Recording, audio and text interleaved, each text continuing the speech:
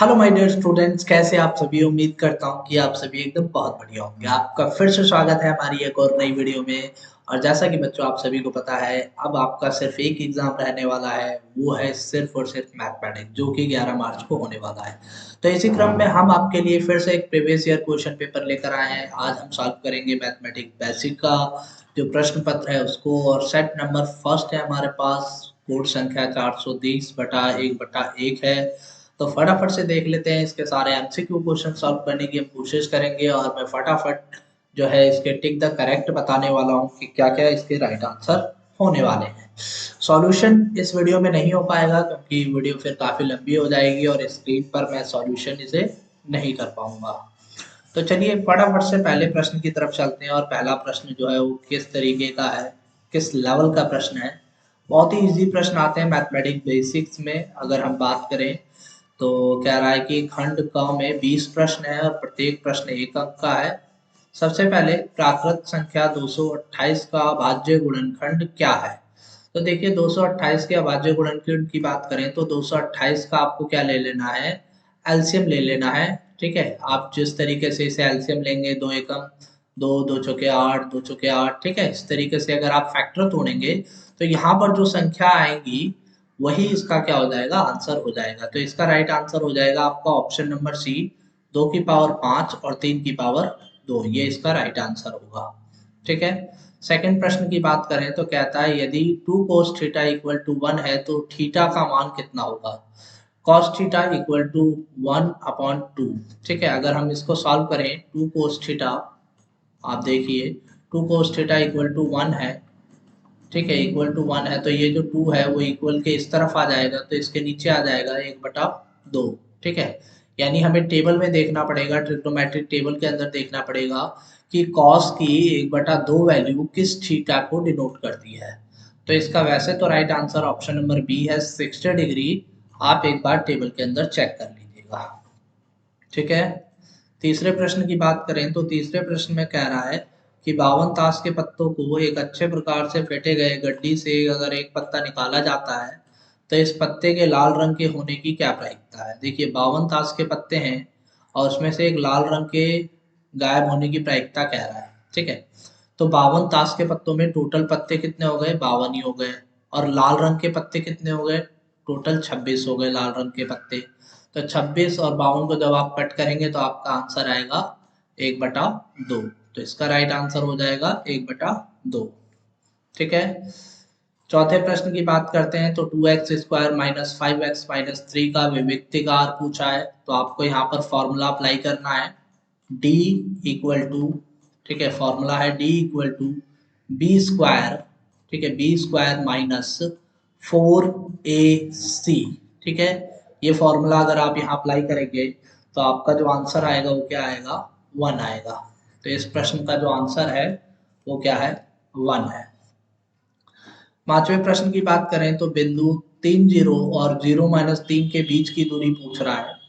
यानी आपको यहाँ पर दूरी सूत्र का फॉर्मूला लगाना है। और मैं आपको दूरी सूत्र का फॉर्मूला बताऊं तो वो होता है अंडर रूट के अंदर सबसे पहले x2, ठीक है, x2 माइनस x1 का होल स्क्वायर। ठीक है, ये फॉर्मूला कर दीजिए, प्लस प्लस डाल दीजिए और फिर ब्रैकेट डालिए y2 माइनस y1 का होल स्क्वायर। ठीक है, ये भी क्या है, होल स्क्वायर में आएगा। और अगर जब आप इसको सॉल्व करेंगे तो आपका राइट आंसर आ जाएगा ऑप्शन नंबर डी, 3√2 इकाई। छठे प्रश्न की तरफ आ जाएं। छठे प्रश्न में कह रहा है कि एक एपी का जिसका पहला पद 28 है और सार्वंतर -4 है तो उसका कह रहा है 7वां पद। तो इसके लिए भी आप A7 का फॉर्मूला लगा दीजिए। A7 का क्या फॉर्मूला होता है, A7 का होता है A+6D। ठीक है, A+6D, ये आपकी A की वैल्यू है और ये आपकी D की वैल्यू है। दोनों को रखेंगे तो आपकी वैल्यू निकल कर आ जाएगी ऑप्शन नंबर बी, 4। ठीक है, तो इसका राइट आंसर 4 हो जाएगा। अगले प्रश्न पे चलते हैं अपने सातवें प्रश्न पे। सातवां प्रश्न ग्राफ वाला है और ये पूरा का पूरा है ग्राफ। ठीक है, कह रहा है पी एक्स के शून्यकों की संख्या पूछ रहा है। तो यानी पी एक्स को हमें देखना पड़ेगा कि एक्स लाइन को, ये वाली जो लाइन है, कितनी बार टच कर रही है। तो एक्स लाइन तो ये रही और ये वाली जो लाइन है ये इस तरीके से जा रही है, यानी एक्स को एक भी बार टच नहीं कर रही है, तो इसका राइट आंसर हो जाएगा 0। ठीक है, अगर ये लाइन एक भी बार पी एक्स को टच करती है, एक्स को टच करती है, तो उसका आंसर जितनी बार टच कर रही होती है वही होता। ठीक है, आठवें प्रश्न की बात करें तो दो समरूप त्रिभुज की भुजाएं 4:7 के अनुपात में है, तो उनके परिमाप का अनुपात क्या होगा। देखो समरूप त्रिभुज की कंडीशन में अगर अनुपात त्रिभुज की जो अनुपात है वो बराबर है, तो उसका जो परिमाप का अनुपात है वो भी क्या होगा, बराबर ही होगा। ऑप्शन नंबर ए जो हो जाएगा 4:7, ये इसका राइट आंसर हो जाएगा। प्रश्न संख्या 9 की बात कर रहा है कि A B parallel C D है। यहाँ पर ए बी बराबर 5 सेंटीमीटर है, ये दे रखा है। सी डी बराबर 2 सेंटीमीटर है, ये दे रखा है। ओ बी बराबर 3 सेंटीमीटर है, ये दे रखा है। और कह रहा है कि ओ सी फाइंड कीजिए, यानी ये वाली फाइंड करने के लिए कह रहा है। तो इसके लिए आप फॉर्मूला अप्लाई कर सकते हैं ए बी। ठीक है, मैं आपको फॉर्मूला बता देता हूँ। A B upon C D equal to, ठीक है, A B upon C D equal to O B बटा ओ सी। ठीक है, जब आप इस फॉर्मूले को लगाएंगे तो आपका आंसर निकल कर आएगा ऑप्शन नंबर सी 6/5। ठीक है, अगले प्रश्न पे आ जाते हैं 10वें प्रश्न पे। 10वें प्रश्न में कह रहा है कि पी एक्स जो है एक्स स्क्वायर प्लस 5x के शून्यकों का योग और गुणनफल क्रमश क्या है। इसका right answer option number D है -2 -3।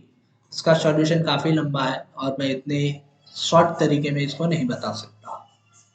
आगे बात करते हैं 11वां प्रश्न।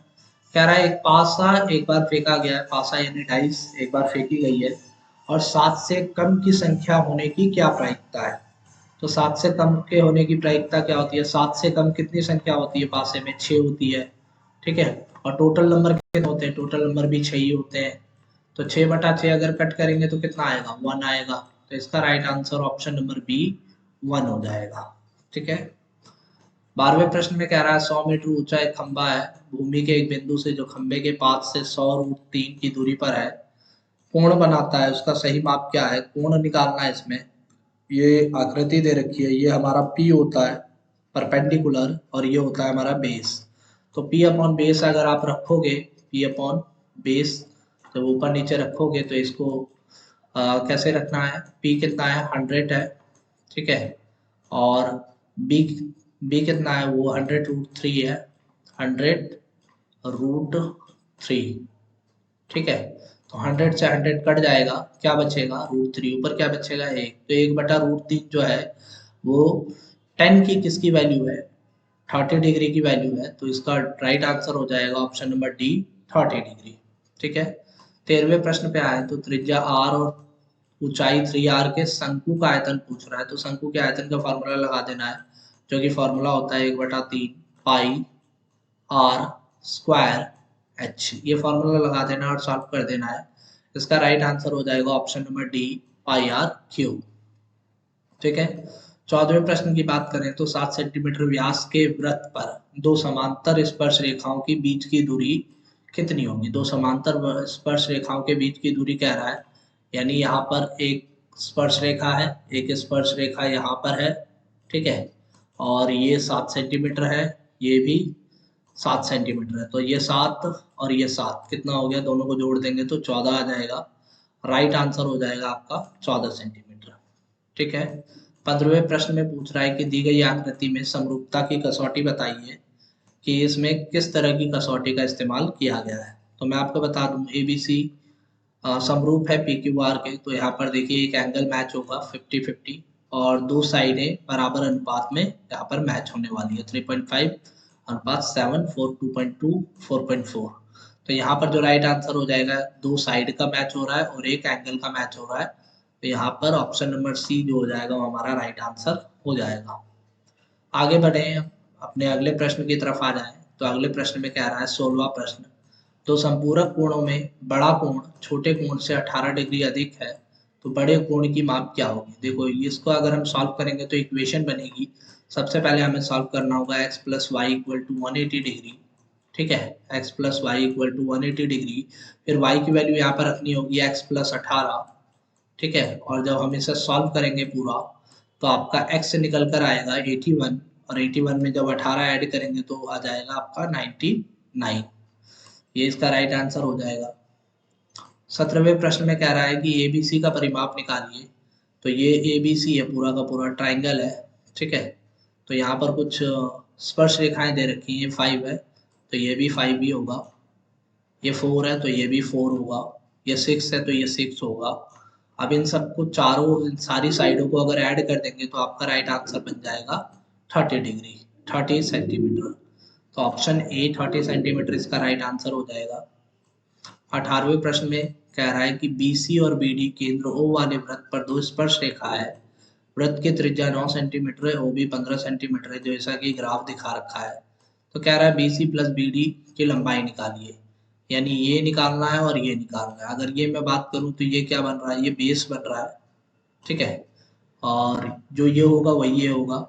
पाइथागोरस थ्योरम करके आप जब ये निकालेंगे तो इसकी वैल्यू आएगी आपकी 12, और ये 12 है और ये भी 12 है, तो 12 12 हो जाएगा आपका 24। ऑप्शन नंबर सी इसका राइट आंसर हो जाएगा। 19वें प्रश्न पे आ जाते हैं। ये अभिकथन और कारण वाला प्रश्न है। अभिकथन में कह रहा है कि वृत्त के किसी बिंदु पर स्पर्श बिंदु से जाने वाली त्रिज्या पर लंब होती है। बात एकदम सही है। एक वृत्त के बाहर स्थित एक बिंदु से उस पर खींची गई स्पर्श रेखाओं की लंबाइयां समान होती है, ये बात भी एकदम सही है। पर इस बात का इस बात से कोई लेना देना नहीं है। तो इसके लिए जो राइट आंसर होगा वो आपका ऑप्शन नंबर बी हो जाएगा। ए तथा आर दोनों सत्य है, परंतु आर तथा कथन ए की सही व्याख्या नहीं करता है, ठीक है। 20वें प्रश्न पे आ जाते हैं। 20वां प्रश्न आपका क्या कह रहा है। 20वें प्रश्न में एक अभिकथन है, ये भी कारण है। अभिकथन में कह रहा है कि दो समीकरण है, ये एक समीकरण है और ये एक समीकरण है, ये असंगत है। तर्क में रीजन में दे रहा है कि समीकरण ये इनकी वैल्यू और इनकी वैल्यू का युग्म अगर इस फॉर्मूले को सेटिस्फाई करता है तो ये संगत है, असंगत है।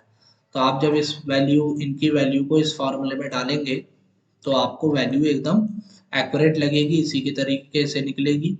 तो ये बात एकदम सही है और ये सही व्याख्या भी कर रहा है।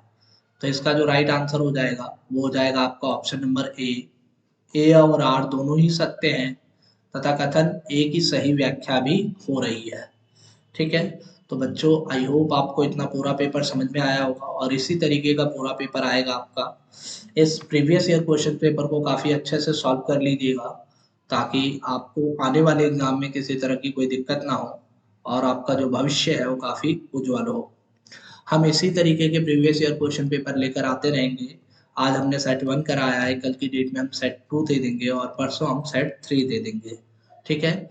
अगर आपको हमारी वीडियो पसंद आई हो तो चैनल पर नए हो तो चैनल को सब्सक्राइब जरूर कर दीजिएगा, बेल आइकन को प्रेस कर दीजिएगा, क्योंकि ये चैनल आपको लगातार इस तरह की वीडियो प्रोवाइड करवाता रहेगा।